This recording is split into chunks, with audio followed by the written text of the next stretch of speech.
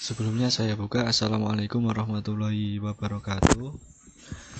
Kami dari kelompok 9 Etika Bisnis akan mempresentasikan hasil diskusi kami. Sebelumnya perkenalkan anggota kelompok kami. Yang pertama yaitu Taufik Harudin dengan NPM 20101040446. Yang kedua yaitu Pinky Nila Primasari dengan NPM 20101040955, dengan saya sendiri Khairul Anam 20101044136. Ya, langsung saja ke materinya akan dijelaskan oleh Mas Taufik. Monggo Mas Taufik.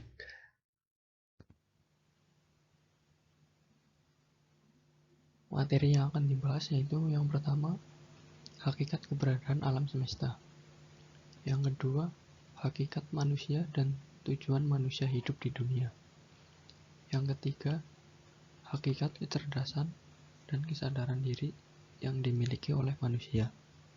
Yang keempat, interdependensi umat manusia dengan alam semesta, termasuk dengan seluruh isinya sebagai satu kesatuan sistem. Dan yang kelima, keterkaitan antara perilaku etis dengan tingkat kesadaran spiritual. Hakikat keberadaan alam semesta. Dalam kehidupan di dunia ini, ada kebenaran besar yang telah dinyatakan oleh E.F. Schumacher, yaitu yang pertama, kebenaran hakikat tentang eksistensi dunia atau alam semesta. Yang kedua, kebenaran tentang alat yang dipakai untuk memahami dunia. Dan yang ketiga, kebenaran tentang cara belajar tentang dunia. Jadi dapat disimpulkan bahwa hakikat kebenaran alam semesta tidak hanya terbatas pada sesuatu yang bersifat fisik, sebagaimana diyakini oleh sementara ilmuwan dengan kemajuan ilmu fisika dan adanya ketertarikan para ilmuwan untuk memulai mengkaji hal-hal spiritual dengan lebih rasional. Maka mulai diyakini bahwa hal-hal yang tidak tampak oleh panca indera juga merupakan bagian tak terpisahkan dari hakikat keberadaan. Hakikat manusia dan tujuan manusia hidup di dunia. Alam semesta atau yang disebut dengan univers, kosmos al-kaun, merupakan realitas yang dihadapi oleh manusia, yang sampai kini baru sebagian kecil saja yang dapat diketahui dan diungkap oleh manusia. Bagi seorang ilmuwan, akan menyadari bahwa manusia diciptakan bukanlah untuk menaklukkan seluruh alam semesta. Ada beberapa pandangan tentang eksistensi atau keberadaan alam semesta, yaitu antara lain, yang pertama, seorang sosiolog, Piotr Alexandrovich Sorokin, mencoba menjelaskan perubahan-perubahan besar, krisis, dan fluktuasi yang terjadi dalam kehidupan umat manusia ini, berdasarkan 3 skema, yaitu yang pertama indrawi, yang kedua ideasional, yang ketiga idealistis. Yang kedua, Kopra mengemukakan 3 tingkat keberadaan, yaitu yang pertama domain fisik, yang kedua domain kuantum, dan yang ketiga domain non-lokal. Dan yang ketiga, McDavid dan Harari mengelompokkan 4 teori psikologi dikaitkan dengan konsepsinya tentang manusia sebagai berikut.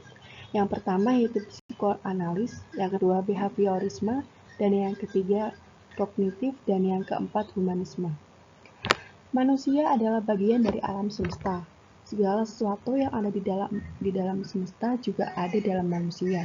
Oleh karena itu, alam semesta dan alam manusia sebenarnya sama-sama mempunyai 3 lapisan keberadaan, yaitu yang pertama fisik atau yang disebut dengan body, yang kedua energi pikiran yang bisa disebut dengan mind, dan yang ketiga kesadaran murni atau bisa disebut dengan roh atau soul spirit. Selain itu, ada beberapa pandangan tentang manusia dari beberapa perspektif, yaitu yang pertama, perspektif filsafat, yang kedua perspektif antropologi, yang ketiga perspektif psikologi modern, yang keempat perspektif psikologi humanistik, yang kelima perspektif psikologi transpersonal, yang keenam perspektif pendidikan, yang terakhir yaitu perspektif sosiologi.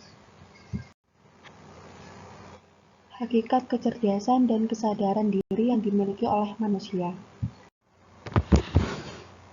Hakikat kecerdasan yang dimiliki manusia. Zohar dan Marshall melihat fungsi otak dari 3 cara berpikir atau 3 ragam kecerdasan, yaitu yang pertama proses berpikir seri, yang kedua berpikir asosiatif, dan yang ketiga berpikir menyatukan. Selanjutnya, Zohar dan Marshall mengemukakan yaitu yang pertama kesadaran intelektual merupakan alat yang efektif untuk mengeksplorasi dunia materi serta untuk mengumpulkan modal material. Yang kedua, kecerdasan hati yang berguna untuk mengasah dan mengembangkan ketajaman rasa yang diperlukan dalam membangun modal sosial. Yang ketiga, kecerdasan spiritual berguna untuk memupuk modal spiritual, yaitu modal atau kekayaan yang merefleksikan berbagai nilai bersama, visi bersama, dan tujuan mendasar dalam kehidupan yang memperkaya aspek-aspek kehidupan umat manusia yang lebih dalam. Hakikat kesadaran.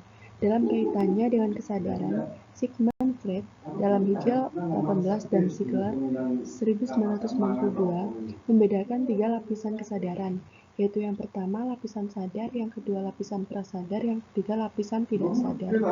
Krishna 1999 membagi kesadaran manusia ke dalam 5 tingkat kesadaran, atau lapisan utama. Kelima lapisan tersebut adalah sebagai berikut.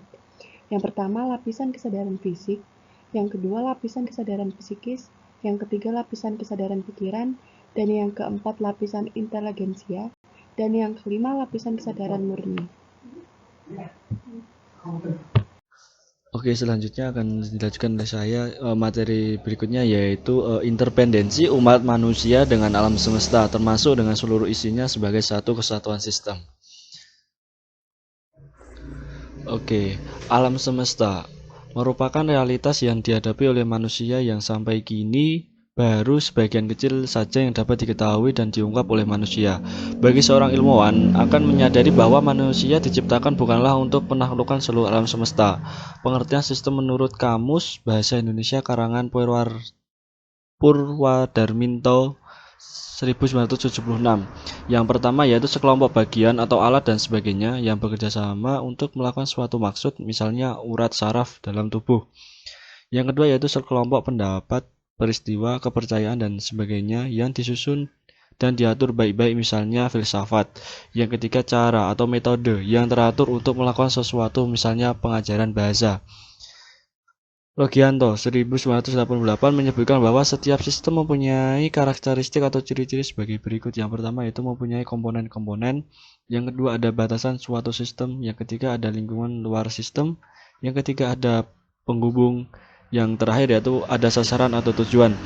Inti dari pemahaman konsep sistem adalah bahwa setiap elemen atau bagian atau unsur subsistem saling bekerja sama, saling mendukung, saling memerlukan, saling mempengaruhi satu dengan lainnya dalam kerangka sampai tujuan sistem secara keseluruhan.